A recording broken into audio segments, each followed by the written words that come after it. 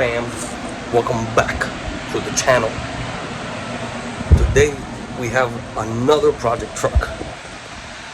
It's not mine. I wish it was, but it's not. But I'll show you now. Flip the camera. Show you guys now what it is. We're gonna be, well, excuse the, got a little cold coming on, so whatever. But we're gonna get the job done anyways. We got lowering kit and a few other little goodies. I'll explain now. Let me flip the camera so I can see the truck. So there she is. It's a 93 Lightning. We're gonna start off with the JM 3.5 kit. We got 2-inch lowering springs for the front, and the truck already has in it a set of hangers and shackles, so it's 4 inches, and then the flip kit, which would be 5, so it'll be 9 inches in the back in total and 5 inches in the front in total. We're also gonna do what I did to my OBS. We're gonna tighten up this gap here, the bumper to the stone deflector. The gap looks horrible. Ford, I think, fucked up in my opinion with that. And if you can see, the body mount, the body lines don't match up with the bed to the cab, so we got a set of cab mounts. We're also gonna do that. He's got the nice 17s chrome, some drag radials in the back. Probably gonna have to change the drag radials to get it to fit, but so 3-inch beams, C-notch here, 2-inch lowering springs for the front. This is the flip kit in the back. Fit the axle, policeman on the axle. Shock extenders for the back, and the cab mounts. Of course, we had to get the cab mounts in red, because you know the truck is red, so the cab mounts have to be red. So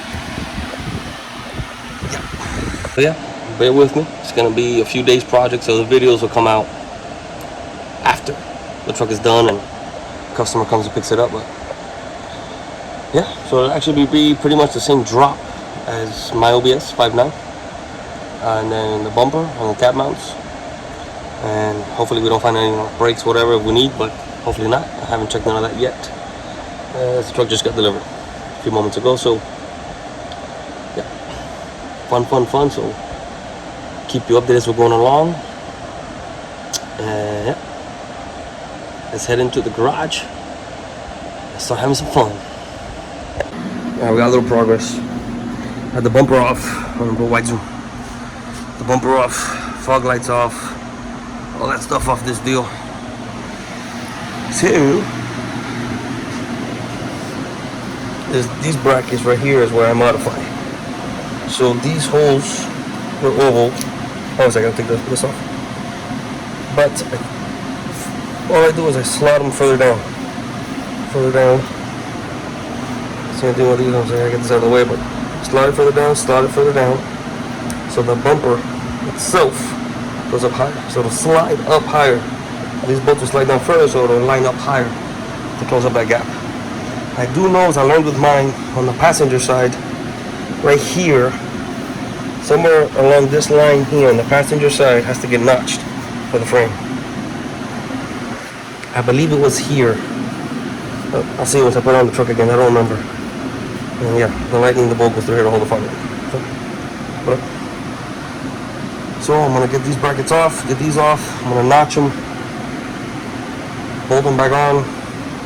We'll start checking the fitment on the truck if need, and then figure out where the notch is. I'll record it now once I'm done with this. So I notch those, I'll put it on the truck and I'll see where the notch has to go in the bumper. As you can see, I haven't done this one yet. This one. See it? It's more or less lined up there.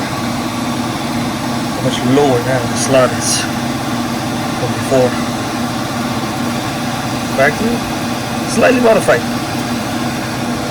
So, put this one back on, do that one, try the bumper on the truck. First test fit. I think that's pretty good right there. I think we're gonna leave it right there. It's not lined up 100%, but side to side, but up and down is just about right. I'm gonna leave it just like that. So I did the bumper gap fix today. I always edit the bumper off because I'm lowering the front. So I already got it apart tonight. I'm gonna check everything out really good in the morning. Both sides are apart. I'm gonna check it all out really good in the morning. Ball joints. Check all the ball joints. Yeah, I took it all off together, so I don't have to expose the wheel bearings. Once I put it back on, I'll slide off the covers and check the bearings. Both sides, old beams. So it had factory beams and apparently cut springs. And this is the definition of, I got a guy that does it cheaper. So it was sitting in the perch, loose. The spring was completely loose, both sides. So right there's the perch for the spring where it didn't fit in there. And up here was completely loose. So the actual clip that it takes factory wasn't even in place. Maybe shit. But it's apart. See if we can get it back together tomorrow morning.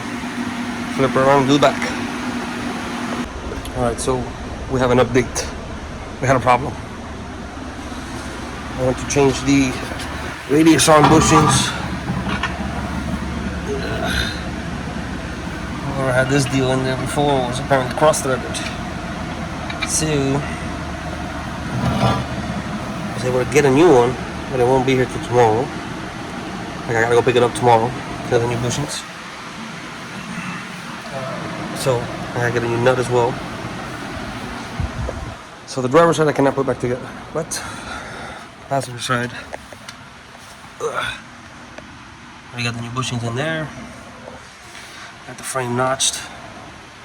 Steering arm. So when you hit bumps, it'll slide right up in there. Right up in there. So able to get that done last night. I'm going to put the passenger side back together today. And start doing the cab mounts. They've seen better days. So let's get going on that. Keep you guys updated as we go along. Alright guys, update. Got the passenger side back together. Bell-Tech 2-inch lowering spring, DJM 3-inch beam. He already had the shocks, Bell-Tech shocks in it. New radius arm bushings. I'm gonna change the pads in it. So for right now the caliper's loose, but I gotta change the pad on that. I'm getting ready to start loosening up the cab mounts. Start getting ready for that. I got the cab mounts set up over here. The rears, the middle, and the fronts. Of course, shows you the instructions how they go, so you can't fuck it up. Well, you could, but you know, instructions to help. Of course, got them red because the truck is red. So, the driver's side I can't put together yet. Tomorrow, I should be getting the radius arm that the threads got messed up on. So, in that, once I do the cab mounts and I finish that in a little bit, I'm gonna put the bumper back on, line it all up, and then in a few days, well, tomorrow I'll finish the driver's side. I'll record that, update it when I put it back on the floor, measure it and see the difference. And in a few days I'll start doing the rear. I got the C-notch. I have the C-notch on the hardware. The flip kit and the shock extenders in there. So we're getting there. Hopefully in the next week or so she'll be done. So I'm back to another happy customer. Alright, so changing the cab mounts. So you remove this cover. There's the middle one. The back one is that bolt right there.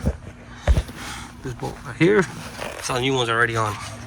Well, you're not gonna be able to see this side probably because the gas tank is all up in the way, but it's up in there. You can see the nut of the washer up there, kind of ish. The factory ones are a disaster to get out. I'm gonna explain why now. Let me show you the front ones.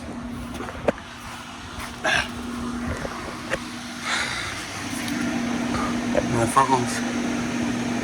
So the bolt is, if you look down up in there, see on the right, oops, right there. That's the bolt right there. So the factory ones, a lot of shit.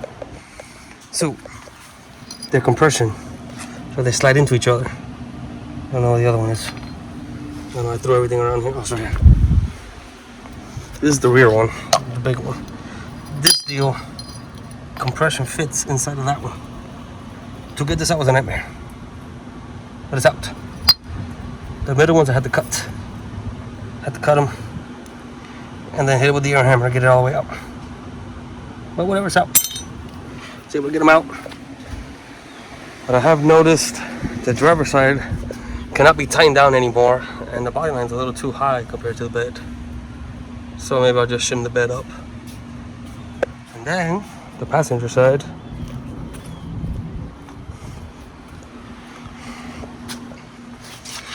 which this side was too low to begin with. Now it's not bad. It's pretty close. So I'm gonna put the interior back together, and we're done with that.